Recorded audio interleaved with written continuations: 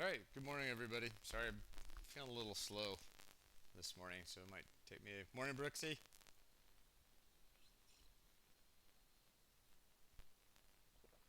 Morning, Jordan. Who else is out there? We'll wait. Daisuke, good morning.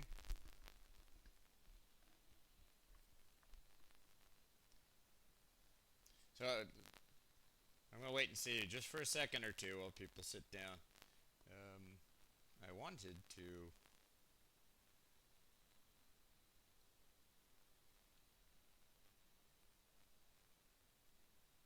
show you something real quick, but I might just have to say it, so we'll see. Um, that ain't it. Okay, I will just say it. Um, Everyone did a really great job on the lab. That was these last few labs are quite difficult to get right, so that was an impressive effort by everybody, especially because I hiccuped over a section and had to stop and sort of think my way back through it. So I'm impressed that everyone got the thing working. Just about everybody got it working perfectly, and everyone had it either working perfectly or close to working perfectly. So that was really good. So thank you for the hard work. And I was going to put up a big picture that said great job, but I ran out of time. So anyway, I will just say great job. Here, I'll do this. Um, Let me add a text.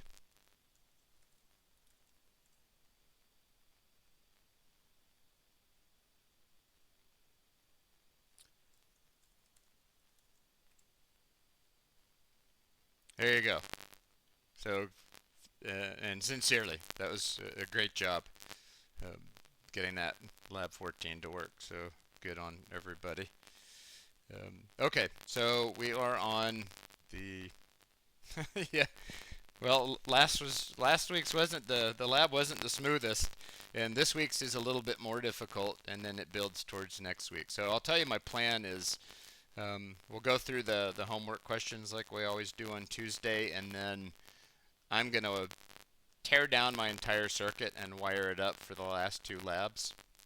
I'll let you know when we get to that point, but just as a heads up, if you're confident about your circuit building ability, obviously you don't need to sit there and watch me plug in all of my components again. But I am gonna wire up my my lab circuit today so that I have it ready to go on Thursday.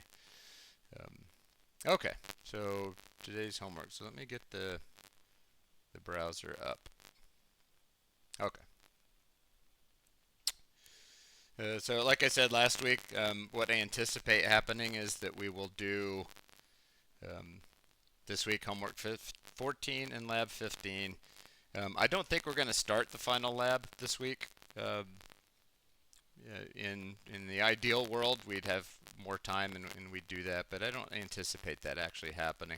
So next week we'll do homework 15, and then we will um, probably complete the final lab, and if we don't, then we'll complete it during the last week. So the last week, remember, is normal meeting time, but I don't anticipate that we need to meet past the Tuesday of the last week of class. So we should be done on Tuesday, May 26th. Yes, Tuesday, May 26th. Okay, so homework 14. And I'm just going to go gather up answers. I don't know if this is of any use to anyone, but I figure it might make some people more confident in your ability in future studies to go hunt down the answers and also give you a sense of, at least in my opinion, what I would consider to be sort of good college level or professional type answers. They're not perfect, but that's sort of the goal here, is to make you feel a little bit more confident about going out and hunting this stuff down on your own, and by just sort of doing the homework is as I would do it if it had been given to me. Okay, so we actually experimented with the stack last week, so you're going to see it in an answer here in a second. So what is the stack? What is it used for? So first I'm gonna check chat. Okay, who's here this morning? Okay, I've heard from most everybody. Okay, so let's open up the stack link. So what I've done with the links, and if you've looked at this homework before, you'll notice I cleaned those up because I realize you can get everything you need just in these two links. But what I do is I go find what I think is the most easily digestible reading about a topic, and then I write questions out of it. So to answer these questions, I'm just going to go back to these sources and find the words that I think make for a good answer. Okay, so the stack, I'm going to tell you before we get the words, it's a data structure. Like an array is a data structure, like a linked list is a data structure. A stack is just a place where data is stored. You put things in this data structure, you remove things from the data structure. That's all it is a data structure. For assembly programming purposes, a stack is a high performance data structure because you add and remove data only from sort of one location.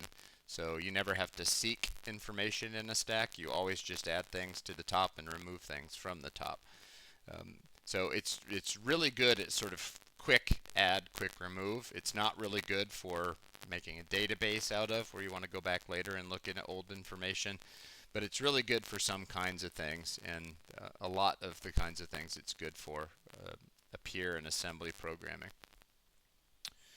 So let's go get some words for what is the stack and what is it used for. I really like this Azaria website. The person who Azaria is actually Maria Markstetter. She's a security consultant and she does conferences and stuff. So if you ever get to go to a conference where Azaria, her name is Maria Markstetter, does a talk, she's really good at what she does. And I like the way her website presents at least some of the ARM assembly information. If you look around her website, by the way, before we get into the answers, she has like self-study labs that she's put together on her website. You download a virtual machine and you go through exercises. It's really cool.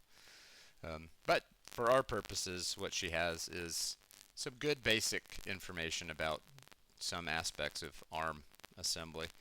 Okay, so what is a stack? So generally speaking, the stack is a memory region within the program or process. So I'm going to leave off the generally speaking and just go grab those words. I might keep going. So this part of the memory, the stack, gets allocated when a process is created. And then I might as well keep going because the second part of the question is what do we use the stack for? And she says we use the stack for storing temporary data such as local variables of some function, environment variables, which help us to transition between functions, etc. I'm going to grab that whole thing.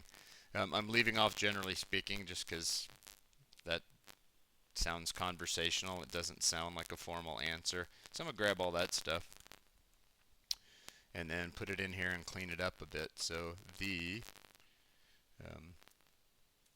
stack, I'll stretch this out so you can see it, but you also saw where I got it from. Okay, so the stack it's memory, but it's structured memory, like array is structured memory. So just keep that in mind that the stack has a certain way that it's meant to operate. But it is just memory. It's a place where you store information.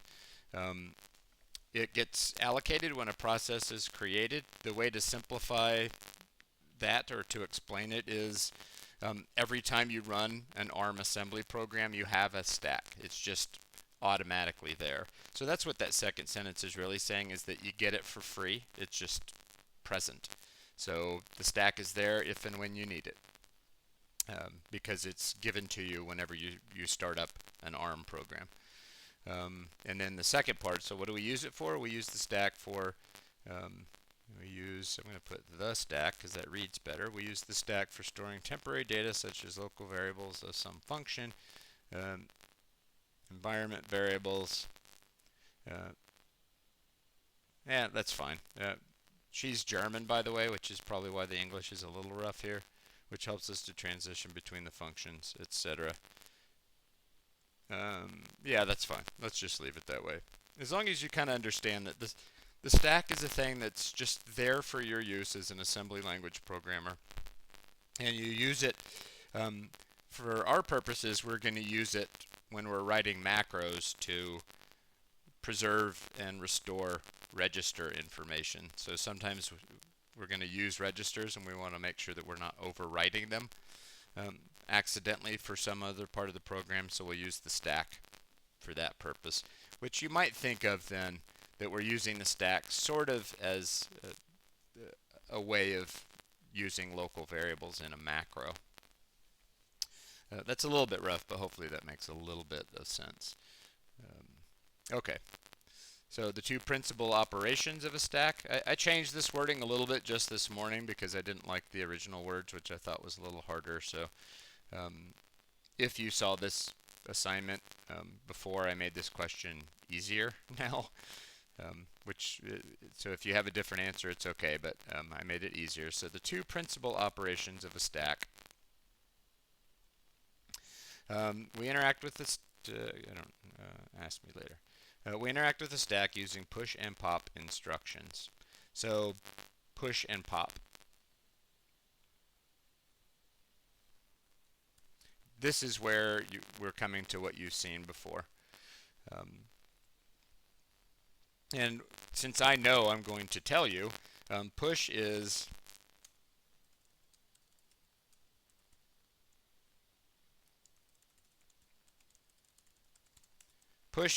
what we do when we want to add data to the stack, and pop is what we do when we want to remove data from the stack.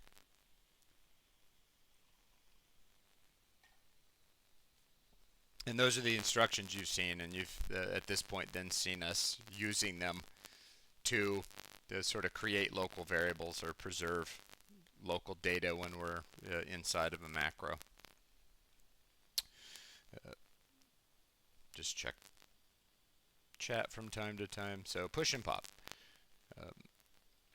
The instructions then. So what does it look like to push the register R0 on the stack? So this is how we do it in our assembler. So what this does is this copies, and I'll put a note here.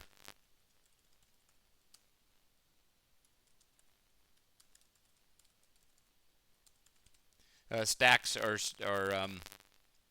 the reason they call them a stack is because they operate like a stack. So if you stack books, every time you add a new book, you add a book or push a book to the top of the stack.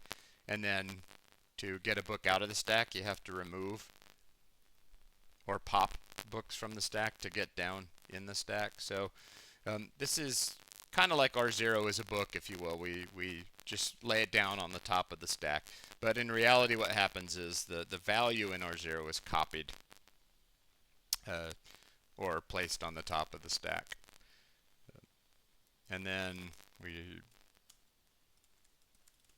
do some instructions, and then we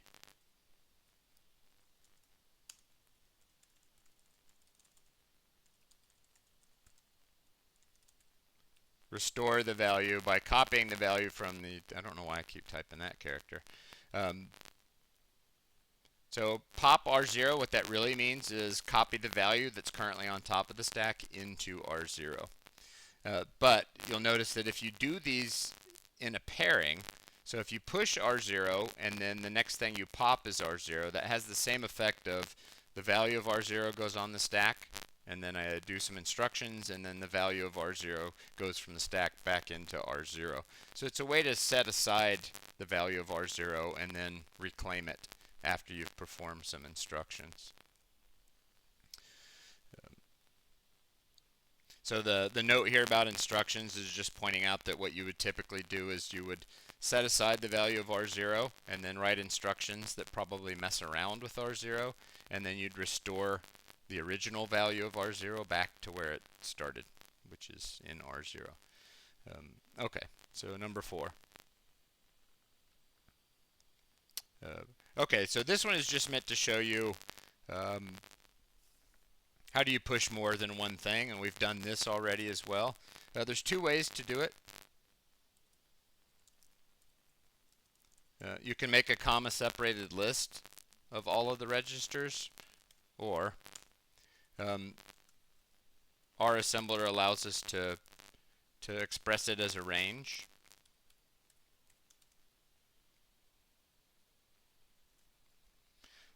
I'm usually going to write it this way because I'm lazy and that just makes sense to me. I'm pushing all of the values from registers R0 through R1. Um, the advantage for from a learner's perspective of the comma separated list is that it's clear to you that you're pushing the value of R0, so you're copying the value of R0 onto the stack, then you're copying the value of R1 onto the stack, then you're copying the value of R2 onto the stack. So this push actually copies three pieces of data, one on top of the other. So R0's value, and then on top of that R1's value, and then on top of that R2's value. Then typically you would have performed some instructions in between, and then you'd use pop. And in ARM assembly, you pop in the same order that you pushed, and the assembler works this out. So it's going to actually, these things need to appear in the same order, or it won't work out right. So the same order that you push them is the same order that you pop them. Or you can pop them in the range syntax if you want to do it that way.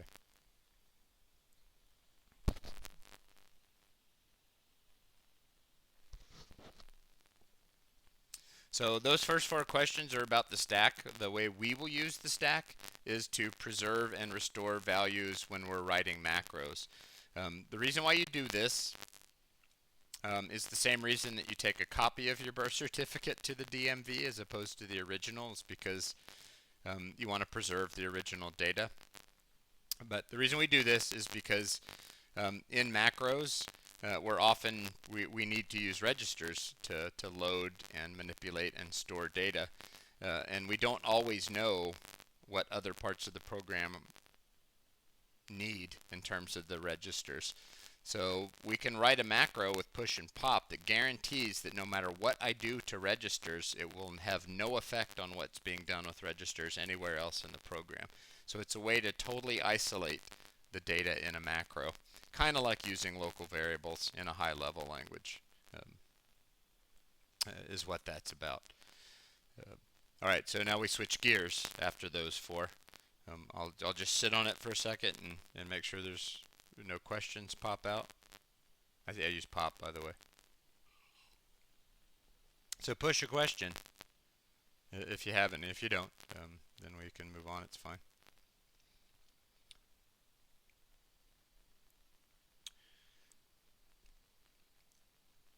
Okay, so from 5 on down is all about interrupts. So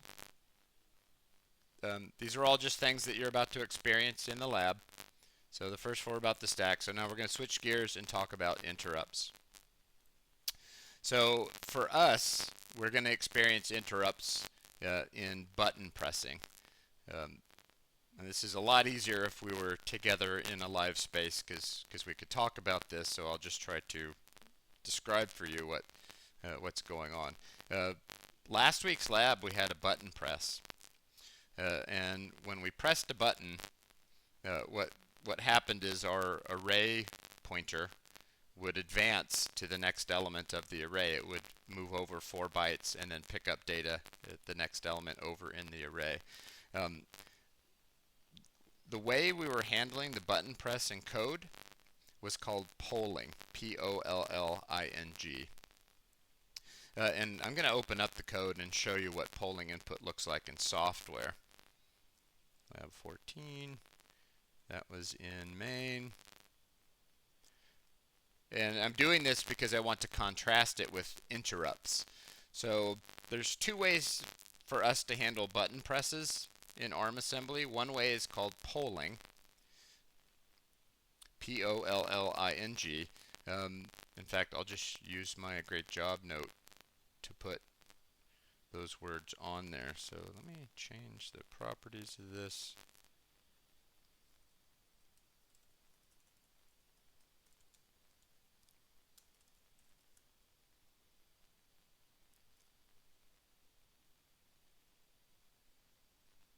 Ooh, that's giant. And now I lost it. Where'd it go?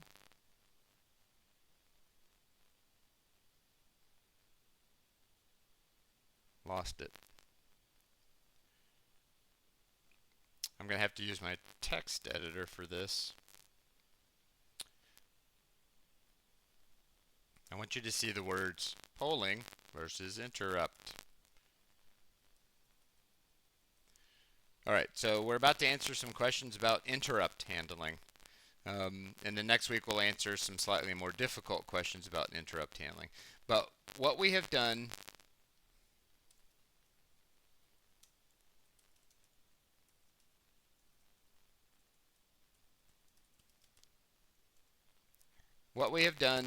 the last couple of times we did button pressing was we handled the button press by polling. So what does polling look like in software? It looks like Lab 14, and I'll show you the section of code that does it. So notice that we are in, this is Lab 14, so here's the main loop. In the main loop, there's this section of code. So what's happening is as the program is running, it's constantly checking to see if someone is holding the button down. Constantly checking. That's called polling. Polling means that your software just has to constantly look and ask the question, is someone pressing that button down right now? So that's what this code actually does, is it checks to see, is that button being held down right now? Because if it is, I need to do something about it. That's called polling, where you just sort of constantly look in your software to see, is the button being pressed? Is the button being pressed? Is the button being pressed? In the main loop of the program. That's polling. What we're switching to this week is called interrupts. So we're going to handle button presses in a completely different way now. Instead of having the software constantly check to see if a button's being held down, we're actually going to make the processor do the work of responding to the button press. So the processor is going to detect when the button is pressed, and it's going to stop what it's doing, interrupt what it's doing, and go deal with the button press. So it's going to look different in software, and you may, if you're interested, sort of spend some time thinking about it or reading about it, but it's a different way of handling the problem of how do I know when they're pressing the button? Well, I could just sort of constantly look, are they pressing the button, are they pressing the button, are they pressing the button? Or I could set up the processor to automatically say, button press, stop what I'm doing, handle that. What it's going to look like is a function call. And we're going to more or less set the software up so that the processor automatically deals with, makes the function call for us. It will interrupt what it's doing and automatically deal with the button press for us. Alright, so anyway, that's kind of the setup to these questions. I'm going to open up the, you can't see that anymore, so let me bring the browser up and let's go open the link and deal with question number 5. So I'm going to deal with the interrupt link. Wikipedia generally is pretty good about this stuff, by the way.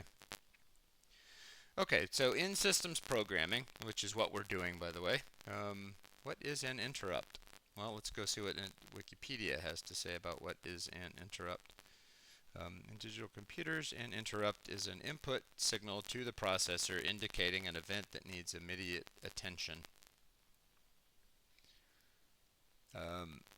I like more detail than less detail, so I think that this second sentence is also good. So an interrupt signal alerts the processor and serves as a request for the processor to interrupt the currently executing code so that the event can be processed in a timely manner. I'm going to grab all of that. I'm going to leave in digital computers behind because I don't think that helps the answer. It just extra words. So I'm going to copy those first two sentences except for the in digital computers part. And then go clean it up a little bit for my answer. So an interrupt is an input signal to the processor indicating an event that needs immediate attention. So for us, the input signal is going to be a button being pressed.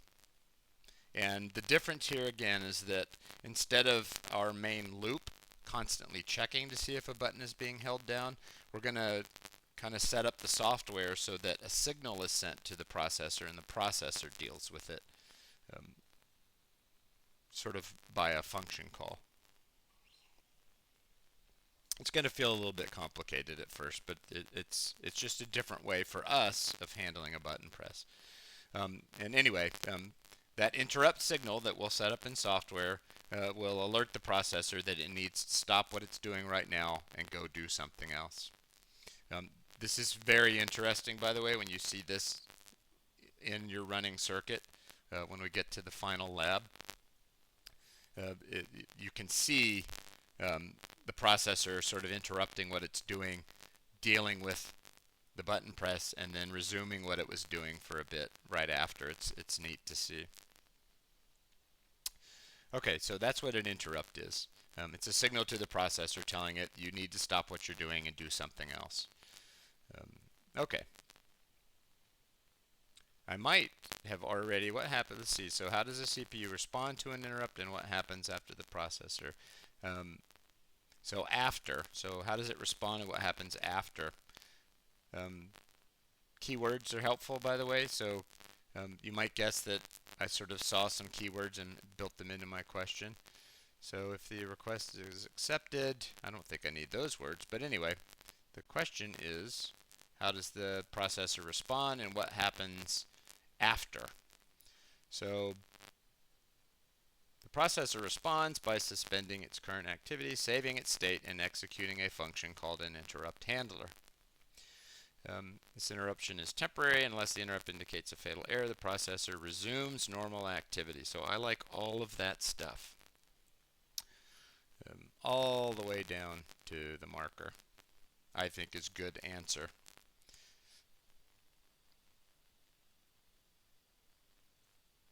And I'll clean it up with a capital letter. So how does the processor respond to an interrupt? It responds by suspending what it's currently doing. It saves its current state. So the processor for us will actually automatically sort of just, okay, what was I last doing? I'm going to remember that, go deal with this, and then come back to that. And we get most of that for free, kind of. So the processor responds by suspending its current activities, saving its state, and executing a function called an interrupt handler. Some systems call these interrupt service routines to deal with the event. Hopefully you can sort of reason out what that means if you were to imagine that the processor is a person. Like, hold on, sorry, I'll be back to this in a second. I got to go deal with this, I go deal with this, and then I come back to where I left off. In high-level programming, we call that a context switch sometimes, by the way. Anyway, that's how it responds. And then what happens after? So the interruption is temporary, and unless the interrupt indicates something fatal, the processor resumes normal activities. So the processor, after handling the situation, goes back to doing what it was doing before. Okay, just checking chat. And then it can be helpful, so I ask these questions. Examples, hardware interrupts and software interrupts. So go back to the Wikipedia page here. There's a section on hardware interrupts, so I'm going to click on that and jump to it. So what's the question? Describe hardware interrupts and how they are typically implemented. So what is a hardware interrupt? It's an interrupt request. An electronic signal issued by a hardware device which is external to the processor to communicate that the device needs attention from the operating system or bare metal program. This is going to come across as a mess, so we're going to have to clean this up, but I'm going to take that for part one of the answer.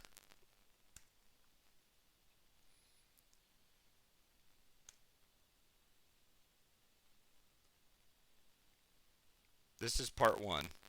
And let's see, hardware interrupt. I'm just going to cut to, oh, no, that's fine. It's an electronic signal issued by a hardware device which is external to the processor. For us, that external device will be a button. In fact, we're going to have two buttons creating interrupts. To communicate that the device needs attention from the operating system, take out this square brackets 3, we don't need the reference, or if there is no OS, from the bare metal program running on the CPU.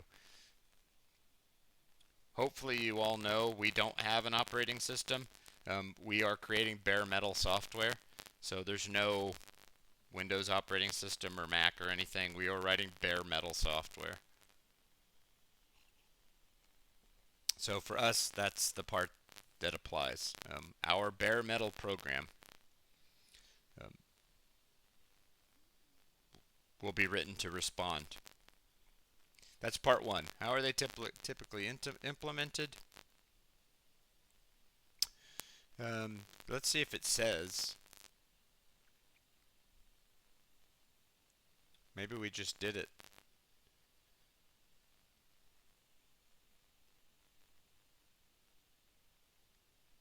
What did I mean by how are they typically implemented? I think what I actually meant was this next part. I should reword that someday.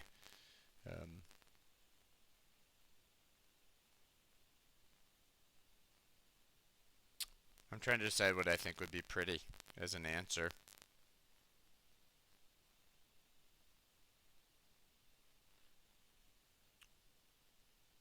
I don't know. What do we think? How are they typically implemented? Wait, is that already here? No. How are they typically implemented? Let's do a implement. Ah, if I do a control F for implemented,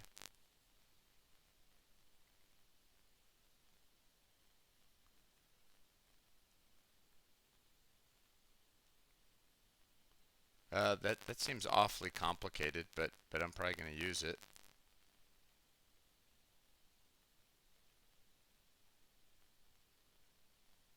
That's a mess. I don't like my question, I gotta tell you.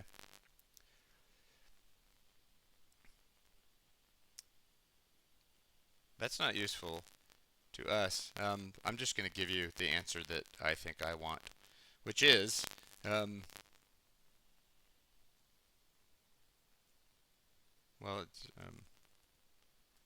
I don't know. I don't know what I was thinking with that question, but I can go find out what I was thinking.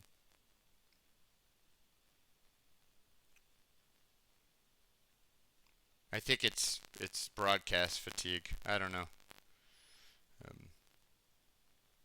What's got me off my game?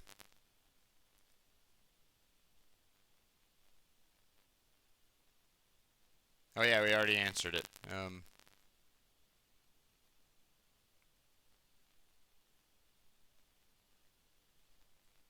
Here's the words that I have.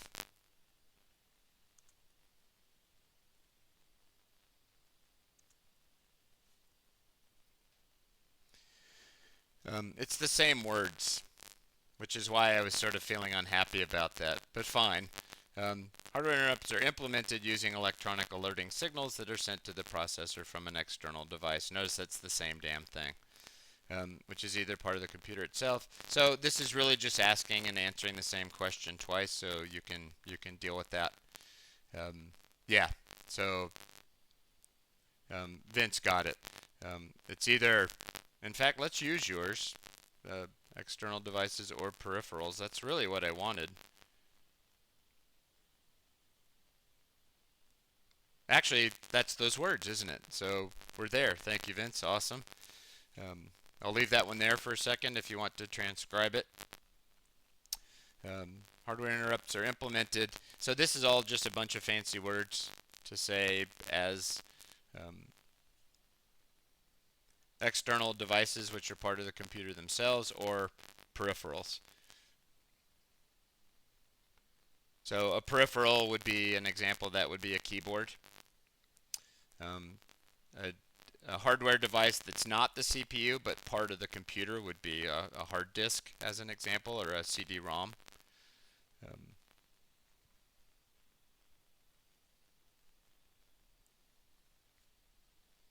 I'll leave that one on the screen for a bit. Okay, an example of a hardware interrupt. that one was in there and easily found. Somewhere in here, where does it say? Oh yeah, for example, um, in the hardware interrupts section at the end of the first paragraph, there's a couple of examples. So pressing a keyboard key or moving a mouse. I may clean up that answer, but pressing a keyboard key or moving a mouse.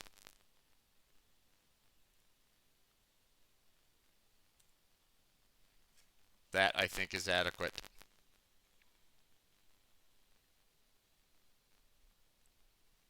For us, it's going to be a button. Since we don't have a keyboard, it'll just be a single button. Pressing a keyboard key or moving a mouse. Software interrupts. I'm going to try to leave number 7 up there for people to... That's the same words as we already wrote, by the way. But anyway, so now we did number 8. That's 2 examples. We could just say pressing a keyboard key, or moving a mouse. I was happy to have 2, even though it only asked for 1. Software interrupts. All right, so if I scroll down on the interrupts page, here's software interrupts. Software interrupt is requested by the processor itself upon executing particular instructions or when certain conditions are met. So I like that first sentence for what is a software interrupt.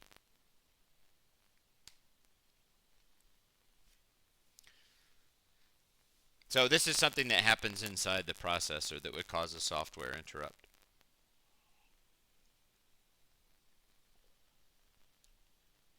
And I think they have an example. Yeah, so here's an example. If we go down, there's blah, blah, blah, blah, blah. This is, so a software interrupt may be intentionally caused by your software, but a common example is divide by 0. So processors can't do that. It's a good example of something that would generate a software interrupt, is a divide by 0 problem. And typically the processor itself is going to object to an attempt to divide by 0, since you can't do that.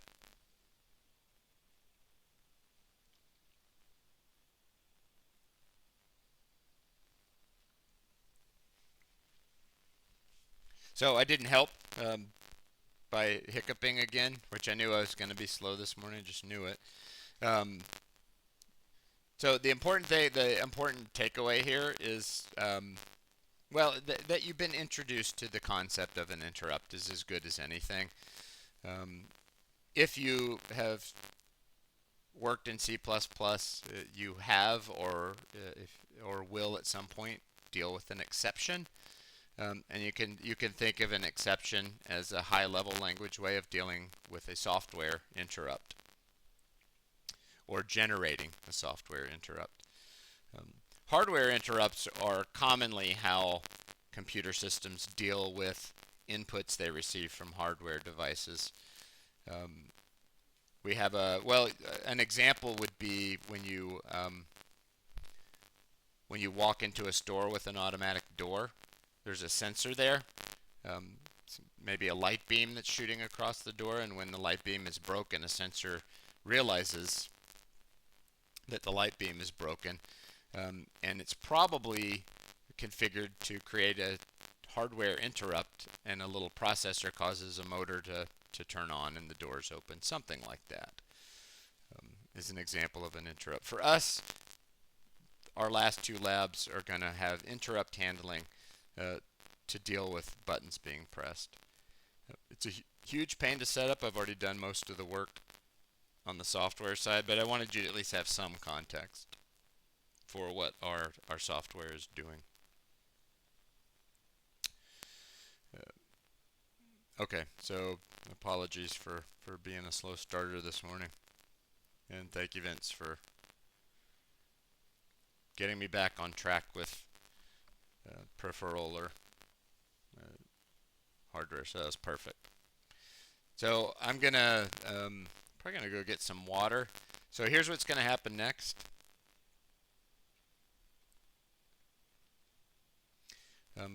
I've got my last week's lab still all wired up, um, and what I've gotten out are these little buttons. We need two of them,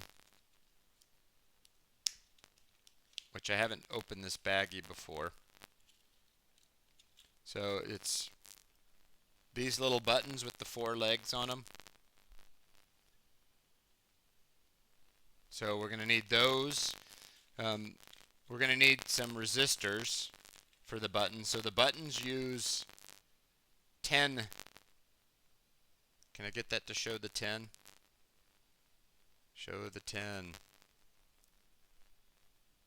There. So we need this strip of 10K ohm resistors for the buttons, so a different kind of resistor for the buttons. We also need the three-legged LED. So we're going to have to put this one back on the board. So anyway, I'm going to bring up the diagram and then go get a drink of water real quick. The diagram, so, oh, you can't even see the whole thing, can you? Okay, so here's the diagram. What I'm going to do, in part, just so you can see me wired up and to remind you about the different resistors. Oh, yeah, the button resistors are 10K ohm. So I'm going to pull my entire board apart when I come back from getting a drink of water. The reason I'm going to do that is because I'm going to try to make, I just need to, I'm going to start with the buttons and then work my way in. So I'm going to strip my board entirely clean. I'm going to be careful to keep all my 220 ohm resistors apart. And then I'm going to rebuild the board from the outside in. So I'm going to get the buttons connected. And then I'm going to get the LEDs connected, and then I'm going to wire them up to the board. So you get a drink of water if you want to join me in doing that wiring. Then I'll be back in a second and I'll do that. And if you want to watch the video later or you're confident you can wire it yourself, then you're done with me for the day. So I will be right back.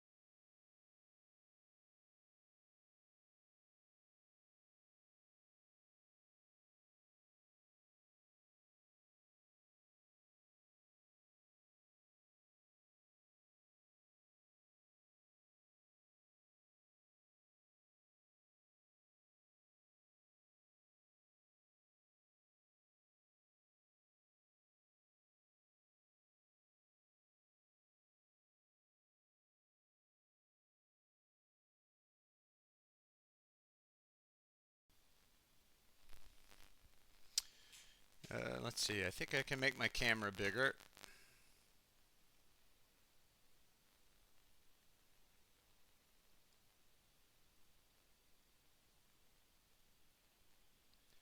So let me move that higher up the hierarchy.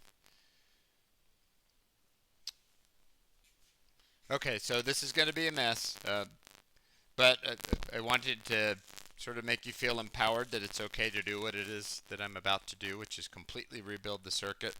Plus, my circuit's been mushed around for a handful of weeks, so it's probably a good enough time to sort of redo things. And again, I'm going to start from the outside in. So I'm going to do the buttons on either side, and then I'm going to work my way in. The reason I'm doing that is because I'm not positive about how much room I'm going to have to work with, so I'm going to make sure that I sort of squish things together and make everybody fit on this board. So I'm kind of sad to do this, but here we go. I'm gonna take all this stuff off. So board is setting the board aside for now because it's gonna be not used for a bit. And then I'm going to take all the long wires out, kind of keep them off in a grouping so that when I reuse them they're easy to get the long ones. I'm going to take the short wires out. One of them, what does it want out? Short wires, long wires.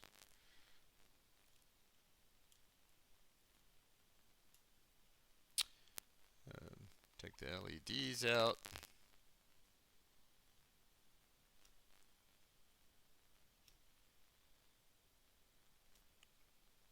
And then I'm going to take the resistors out, and I'm going to be very careful to keep these LED resistors separate from the button resistors because they're different values. So these are all 220s. Here's my little LED section. Those are all 220 ohm resistors, short wires, long wires, the LEDs themselves. The three-legged LED comes back in. I need 2 additional 220 ohm resistors for that. Based on the circuit, you can see that we're ignoring one leg of that LED. I've been keeping my 220 ohm resistors separate because they're the ones that I use the most often. So I should have, there's one, should have another one that's not connected to anybody. Oh well, I don't. I'll just pull another one off the strip. Okay. And then I have a few more wires if I need them right there. So starting from scratch, I need 2 of these little buttons. So these little buttons are the things that are going to cause the hardware interrupts. Or they're going to be configured to be our little hardware interrupts. So here they are. Alright, so the trick about these, it's going to be difficult to show you, I'm afraid, but we'll see. But yeah, no, I think you can see that, like these, if it'll focus, so flat legs and then flat legs. So one side is, if I turn it to the side, you'll be able to see this, if I can get it to focus. Come on now. Focus. Why won't it focus? Focus. Oh, I had it. I had it locked in. Well, you can probably see it. So the legs that are kind of curved. So these legs are actually connected. And if I roll it over to the other side, where they're both curved again, thought I could use my finger to kind of force the issue. Those 2 are connected. So they're connected down the side here. So if I'm looking sort of from the front where they're both flat, that's one side and the other side. So these are not connected. They are connected to the one sort of down the long side. So this is actually just 2 circuits on either side. Now the reason I'm telling you that is because we want to disconnect those. And the way to do that is to plug these into the board across this channel. So it's a pain in the butt to do, but I'm going to take the flat legs and I'm going to put those in on one side of the channel. I'm going to push it as far to the edge as I can get it. And then I'm going to make sure that the other legs on the other side bridge that channel so that they're separated from each other, which I need them to be. This is kind of a pain, so you kind of have to wiggle it to get it to pop in there. But mostly, it was kind of made, that button, to bridge that gap. So usually it works pretty good. And if you do it, there's really only one way to get this to work. So if you turn it in the wrong orientation, you're not going to be able to get it into the breadboard. So there's one button. And while I'm at it, because why not? So I'm going to go to the other end of the breadboard and do one over here as well. So come on, man, focus the curvy legs like that across the gap, as close to the edge as I can get it. So I'm literally like in the last holes. But it more or less, these buttons were made to sort of, it just seems like they were made to do that. So um, they go in without much fight. Okay, and then I'm just going to try to orient this the same as the board. So let me push this down.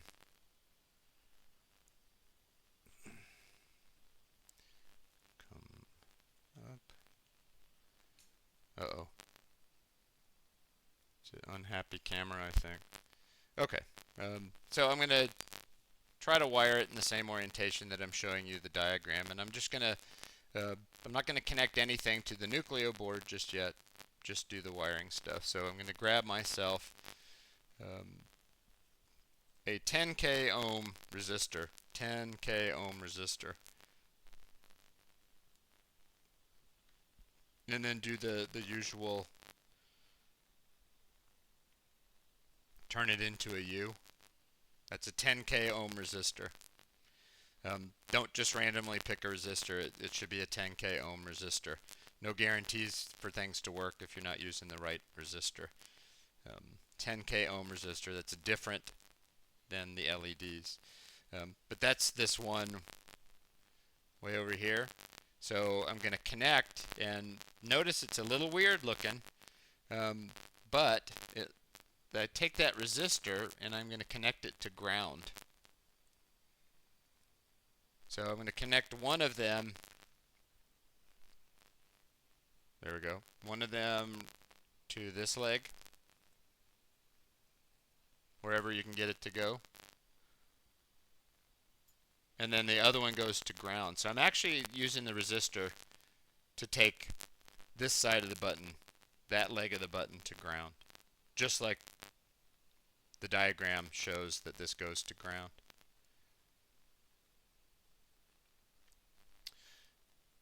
The other one, I'm going to take one of my short wires. So it says that I'm supposed to take the other leg on that side.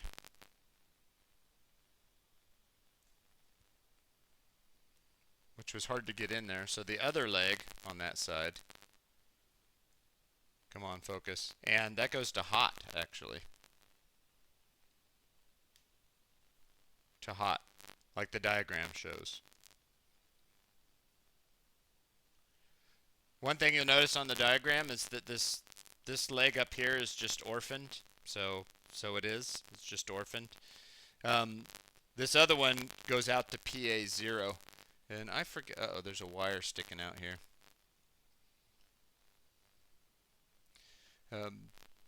I forget what kind of wire on the board is PA0. PA0. PA0? PA0 sounds wrong. Oh no, there it is. PA0. I'm looking at the card here, by the way. PA0 is right there. PA0. So that's going to be a male-to-male wire. So I can use one of my male-to-male wires for PA0. So I'm just going to connect to this line on this leg, and this will go to PA0 at some point when I connect that. Okay, so now I'm going to do the other side the same way. So a 10K, where's the number? There it is. A 10K resistor for the other button.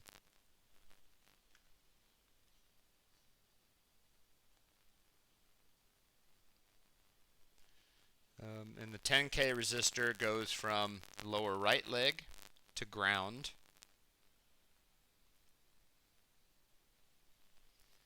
Mine had to go in at an angle just because of how close to the edge of the board I took it, so that's all right.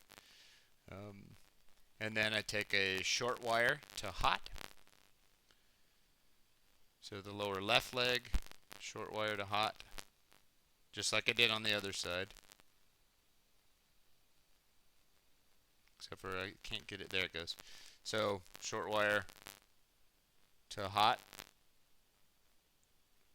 the resistor to ground, lower right leg, lower left leg,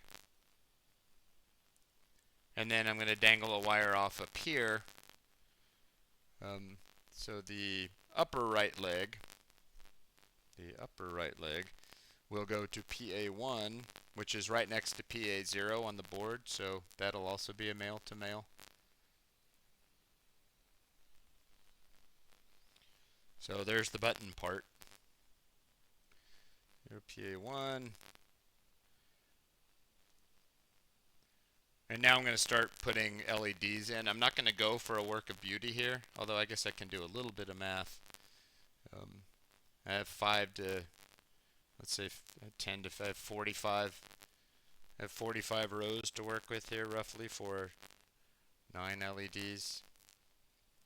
So 5 rows per LED, but I'm not going to use that many. Anyway, I'm gonna make things fairly tight just to make sure everybody fits and I don't have to redo anything. So I'm just going to be careful here. All the rest of it is the usual stuff. So I'm just going to make sure that the LEDs that I remember for me, I'm going to put all the long legs on the right. I'm probably going to bend them slightly differently to use less space on the board. So I was being pretty aggressive. Now what I'm going to do is probably have them span, I think I can probably risk going a few away. So I'm only going to have these span 3 rows now, so I'm just going to put 1 empty row in between. Before I had 2 or 3 empty rows. I'm going to plug all the LEDs in first. That way I don't have any other mess to move. And I'm going to try with, if I put 2 spaces in between each, is that going to leave enough room? So the next LED, so 2 spaces in between and then 1 space in between the legs, long leg on the right for me.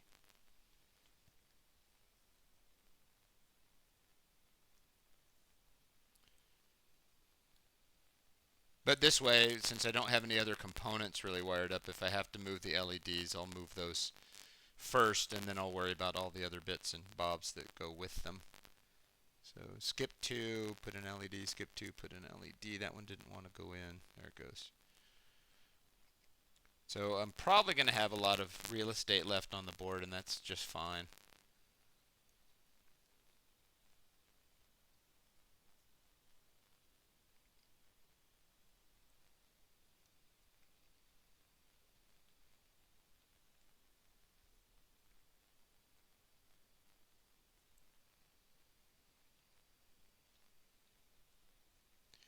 I don't have that much real estate left on the board, by the way. Anyway, so here's what I got. Just, I'm probably it's OCD that I'm doing this, but notice how all of them have 1 space, 1 row between the legs, and then there's 2 blank rows between each LED. There's no reason for that other than I think it would bother me if it wasn't consistent. So there's the 8 LEDs, and I think that I should have now plenty of room to deal with this one. For me, I'm remembering the long leg. So for me, if you have to get a new one, by the way, because you can't make sense of the wires anymore, but for me, the long leg is going to be on that side. And the reason I'm doing that is because the diagram assumes the long leg is there, if you see what goes to ground in the diagram. So I'm going to do the same thing, which should help me sort of keep myself oriented.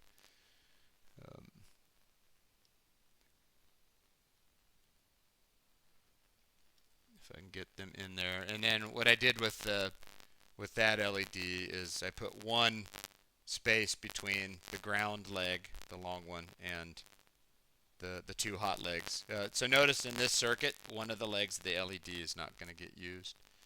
Um, doesn't mean you can't, but I'm just following the wiring diagram that I uploaded.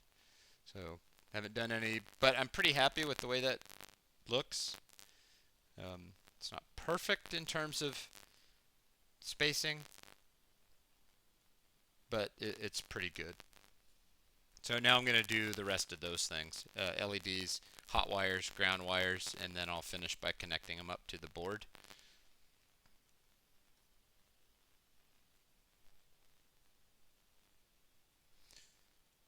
So I'm going to put the LEDs in first, and those are going to go on the long leg and bridge the gap like we've been doing. And I know that this is going to fight me, because these, for whatever reason, these are just hard to get in there. Same thing, if you have resistors left, you can just use new ones, I suppose.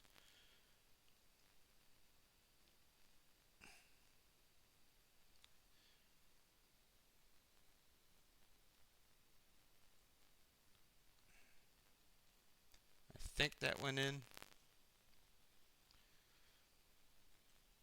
Maybe this part is a little stressful.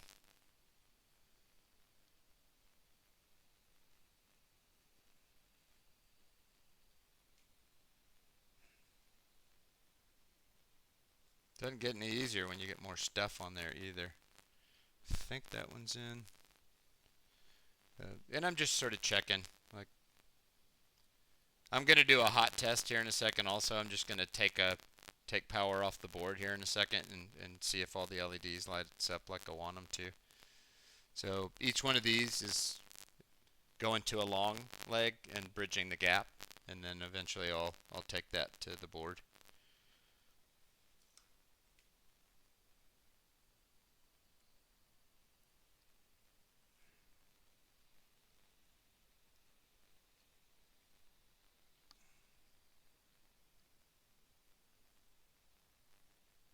Sorry if I'm grunting on the mic. Like, the longer I do this, the more kind of stressed I'll get. My hands will start shaking and whatnot.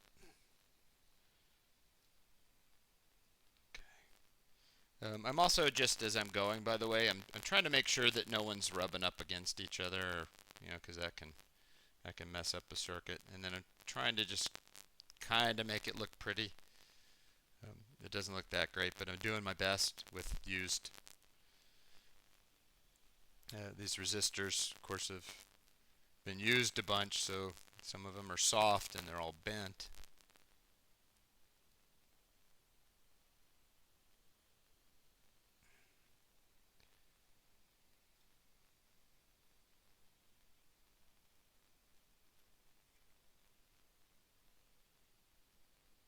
And remember also, these are all 220 ohm resistors.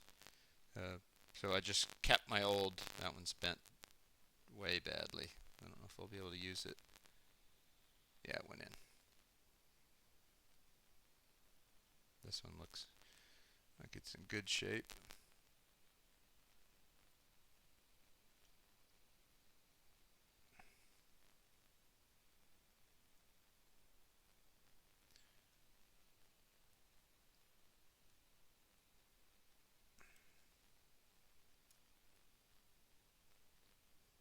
Okay.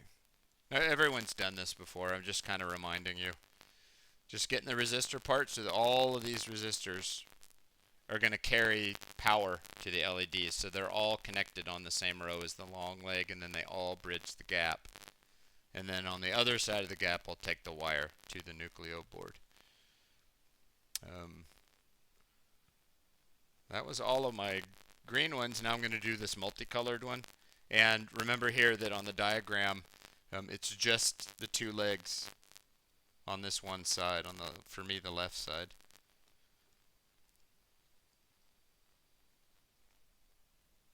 So remember, these are 3-color LEDs, but according to this diagram, we're probably only going to use 2 colors. These resistors are right next to each other, so I'm just going to be careful to make sure that they're not rubbing, that they're not in contact. So I just kind of pulled them apart from each other a little bit. Why won't you focus? Focus. Focus. There it goes. Okay, there's that. Let's see. I need ground. So now I'm gonna take all the short legs to ground, except for the 3-color LED. Remember, its long leg goes to ground. So now taking everybody to ground. I'm gonna have to pull some more short wires because I used a couple for the buttons. So just remember, so on the LEDs, I'm going all the way from this side. So I'm going all the way from the short leg to ground. There's no bridging the gap on the ground part. And let's see, got 7 more to go. And I'm going to have to grab a couple more short wires here in a second. In fact, a lot more short wires.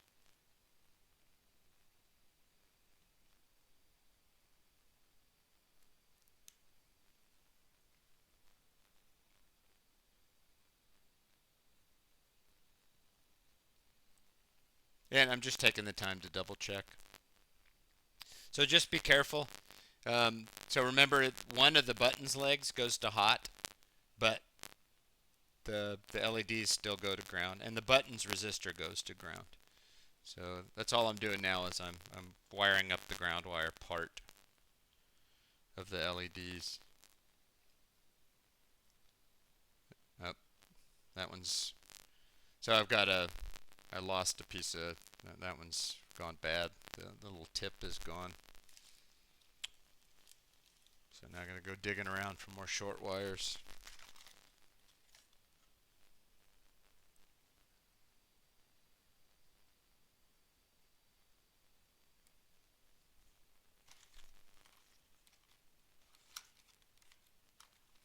Doesn't have to be short wires. I just do that because I'm having to go with some medium wires at this point because I'm not quickly finding true short wires.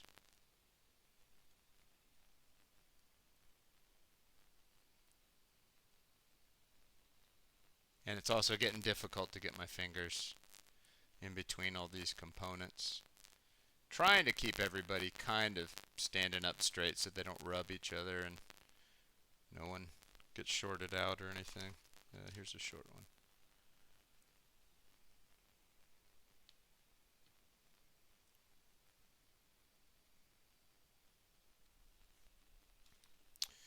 one. I have not done the long wires yet. Oh, that's great. A bunch of people are still watching. So I know this is really, really boring, but um, perhaps you didn't have a whole lot going on anyway. So we can get this sort of unfun part knocked out. Okay, so what I'm going to do now is I'm going to, let's see, I need to get a wire to ground. Doesn't really matter where it comes from. So I'm going to get a wire to ground here. And I'm going to take that to the board's ground. And remember, you have multiple choices. So for me, I used a ground on this side, but there's also a ground on this side. Somewhere up here there's a ground. Yeah, right in there. There's a ground. But I use one on this side.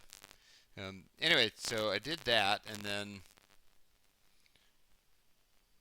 the next thing I'm going to do is I'm going to take a wire and I'm going to connect it to 3.3 volts on the board. So I connected to 3.3 volts on the board here and then to ground. And what I'm going to do is I'm going to plug this into USB, and then I'm going to use this 3.3 volt wire to touch all of my LED resistors and make sure they all come on. That's just a quick test to make sure that there's nothing bad in the wiring. So I'm going to touch not the button resistors, but all of the LED resistors. So I'm going to connect it to power by USB, and then I'm going to touch that 3.3 volt line to all my LED resistors to make sure that they're wired up all right.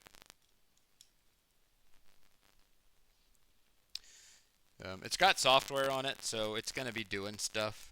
Actually, it won't because it's not connected anywhere. Haha.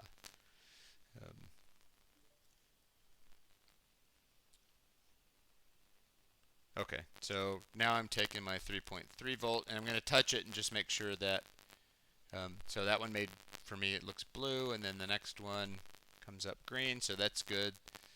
So the two legs of my white one are wired up, and then I'm just going to work my way down the 8 other ones. So that one's good, that one's good, that one's good, that one's good. Forget if I tested this one. This one's fine, this one's fine, that one's fine, that one's fine.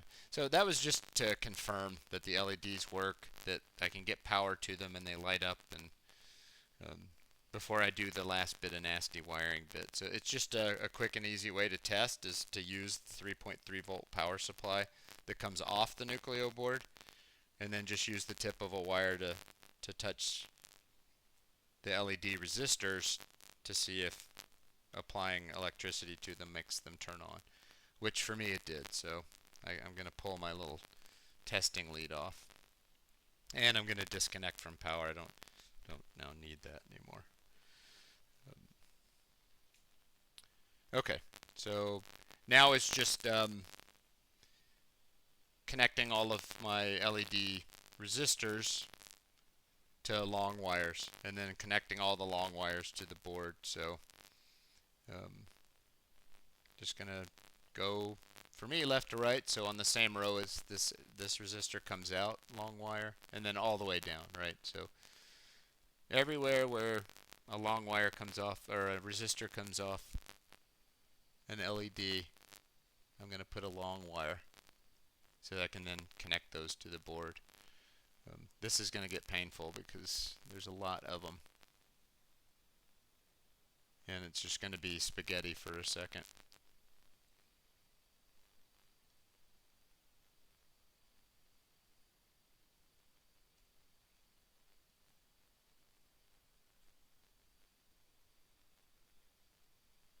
And now I need a whole bunch more long ones, which hopefully I have.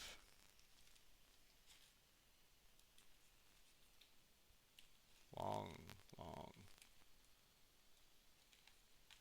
Long ones are starting to come up for me in short supply. I think I've broken some. I'll get the longest ones that I can. These are probably long enough. Let's see, where did I leave off?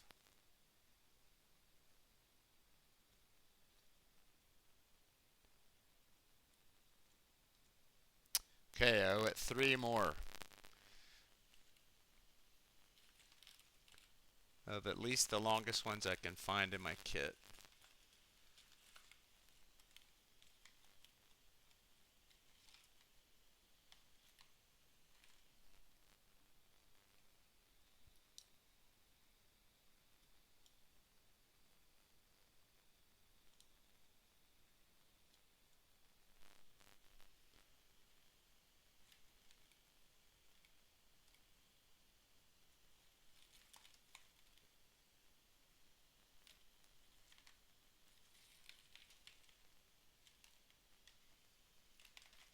Wait, I see somebody hiding down here. Nope. Aha. Okay.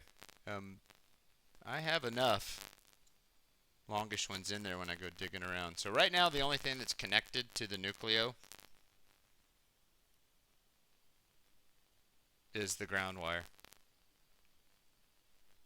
And then I'm going to go carefully do all these other wires, which is a lot of stuff, using the diagram. I'm going to leave the 2 button ones for last. So here's the 2 button ones. I'm leaving them for last. So I'm just going to leave them sort of hanging off to the side. And I'm going to work my way across the LEDs. So let's see, this one way down here. First LED on the right goes to D6. So this is where it's going to get nasty. D6. And it's probably going to be tight quarters.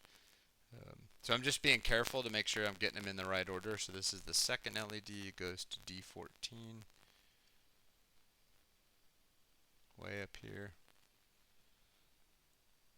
Third one, just be careful. Try to get it right. D15. fourth one, 1, 2, 3, 4, fourth one, D8, D8,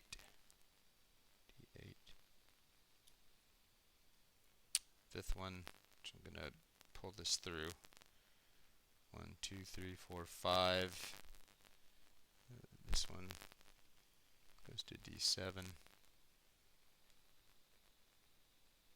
I'm going to be glad when this part's over. 1, 2, 3, 4, 5, 6 goes to D11.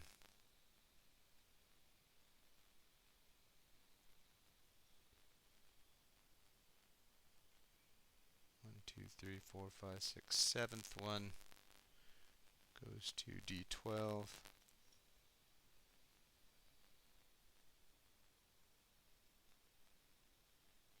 That one didn't go down all the way, but it's probably because the tip is just a longer piece of wire. So I just I pulled something loose, the ground wire. Anyway, they don't necessarily like that's as far as that one goes in. So don't jam it in there just until it meets resistance. The 8th LED, which is this one, goes to D13. Then I'm getting down to these two on the white one. So I'm on this wire, which is that first leg of that says,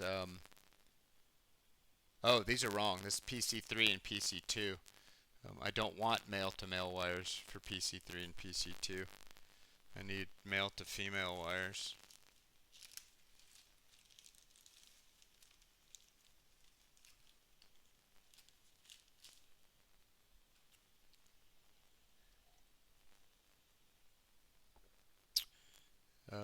Because I remember PC2 and PC3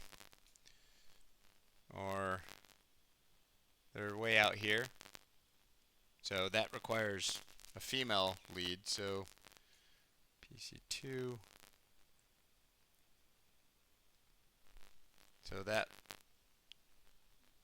first wire off of my white, my 3-color LED, it's male on the board, of course, but then to go to the Nucleo, it goes to what, PC3, which is the second one up over here. And then same thing for the other leg of that 3-color LED. Male side on the board, there's that LED for the last leg of the white one. And then this goes to PC2, which is this last one way down here at the bottom. So those two white or 3-color LEDs that go way down here, PC2 and PC3. We've done that before. All right, now we're finally on the buttons. So this one says PA0. So I'm going to get this card out again and find PA0, which is, so PA0 is right beneath that gap. So it's the first pole beneath that gap. By the way, that pin 28 right there, that's also PC0, but I'm going to use this one. Notice that little wire, it tells you those two are connected. Anyway, PA0 is that first spot right below that gap on that side of the board. And PC1 is right below it. So PC0, so this wire off this button, why aren't you, this wire goes to PC0, which is the first spot after the gap. First spot after the gap on this side, which you can't see there. And then PC1's right next to it, so the other button goes to PC1. That one has to kind of snake around a bunch of other junk. PC1.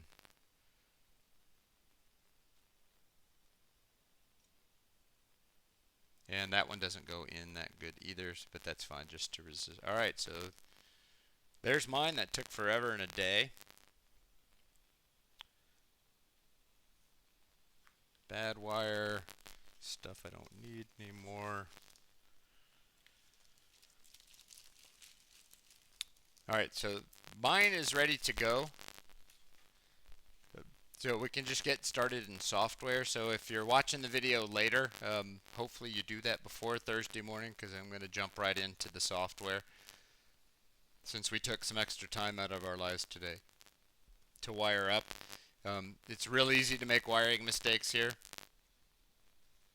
There's no good way to test the buttons until we get some software, so just check and double check and double check and do your best to try to get it right.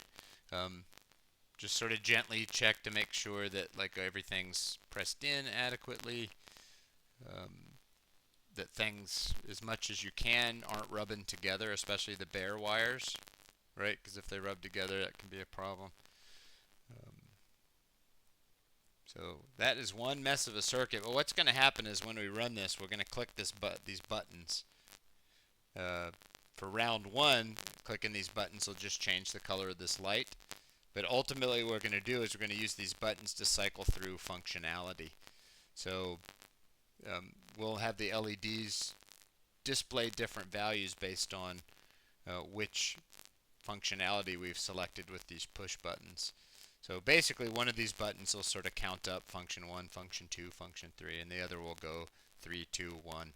And then we'll connect the function value to a particular behavior. So, oh, you have now cycled to function 2. I will show you the maximum value of your array. That kind of thing. Okay, long sit down. If you're still here, thanks for your patience. I'm going to go quiet. And I'll answer any questions if there are some. Otherwise, I'll be here on Wednesday morning at 10 as always. But for you guys, probably the next time you'll see me is when we get together on Thursday morning. So this one's cool. The end result is pretty neat. So and we're almost at the end. All right. Have a good day. Have a good tomorrow. I'll sit around for a couple more minutes, but otherwise I'll see you again on Thursday morning.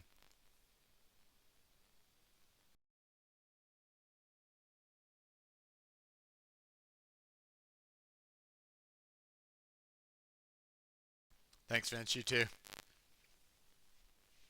See you, Brooksy.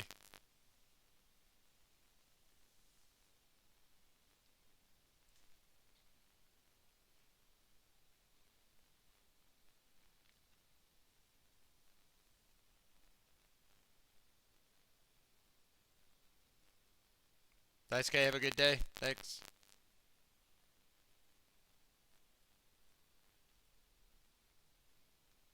Yeah, Jordan.